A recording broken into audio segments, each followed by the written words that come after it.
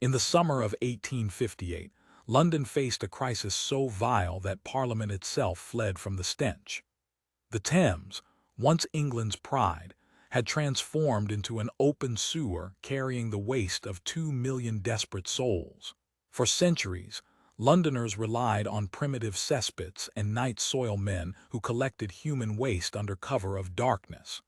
By the 1800s, London's population had exploded, overwhelming the ancient waste system with catastrophic and putrid results. The introduction of flush toilets seemed like progress, but it created an even more horrifying problem for the city. Instead of collecting waste, these new toilets flushed everything directly into London's already overwhelmed and contaminated river system. Disease followed swiftly. Cholera outbreaks swept through London's neighborhoods, killing thousands in waves of preventable death and suffering. Victorians believed disease spread through bad air, not contaminated water, leading to tragically misguided and ineffective public health policies. Dr. John Snow suspected water contamination, tracing a cholera outbreak to a single infected pump on Broad Street. Despite Snow's compelling evidence linking contaminated water to disease, authorities dismissed his revolutionary findings as completely impossible and absurd. The summer of 1858 brought unprecedented heat, turning the Thames into a festering, bubbling cauldron of human waste.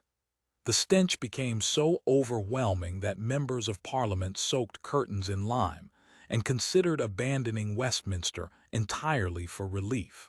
London newspapers declared the Thames dead, describing it as a river of death flowing through the heart of empire. Visitors fled London in droves, unable to tolerate the overwhelming smell that permeated every street and building in the city. River traffic ceased as boat operators refused to work, claiming the toxic fumes made navigation impossible and dangerously unhealthy. Engineer Joseph Bazalgette proposed an ambitious solution, a revolutionary sewer system that would transform London's relationship with waste management forever. His plan called for over 1,000 miles of sewers, creating a hidden underground empire beneath London's bustling streets. The system would use gravity and steam-powered pumping stations to carry waste away from the city toward the distant sea. Desperate politicians, driven by the overwhelming stench, finally approved Bazalgette's expensive plan despite years of previous governmental resistance and delays. Construction began immediately.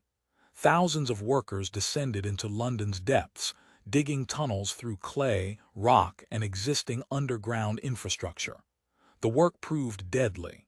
Cave-ins, toxic gases, and flooding claimed numerous lives as workers battled London's treacherous underground conditions. Workers built massive embankments along the Thames, literally reshaping London's riverfront while installing enormous interceptor sewers underneath the construction. Over 300 million bricks went into the sewers, creating tunnels strong enough to last centuries beneath London's expanding weight.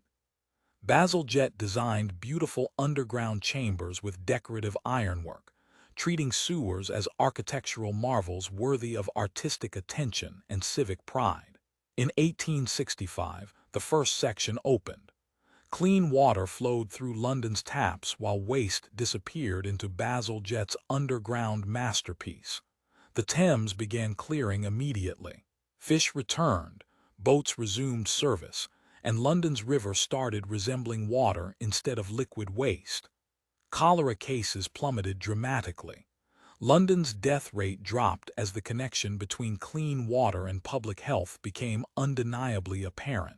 Cities worldwide sent delegations to study London's revolutionary sewer system, copying Bazalgette's design for their own urban waste management challenges.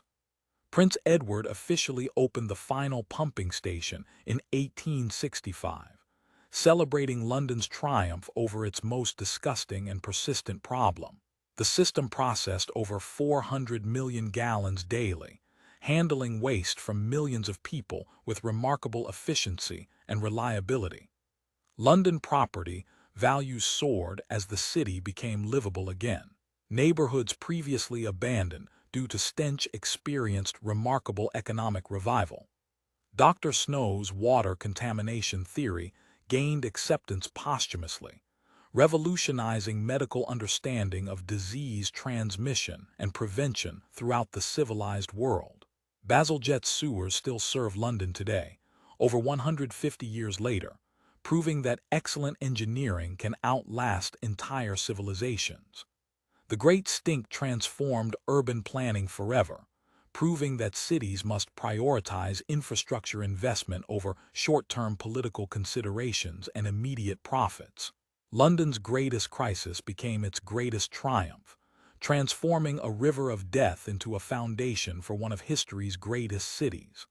Like this video, subscribe to our channel, and hit the bell for more strange but true stories from history's most bizarre disasters.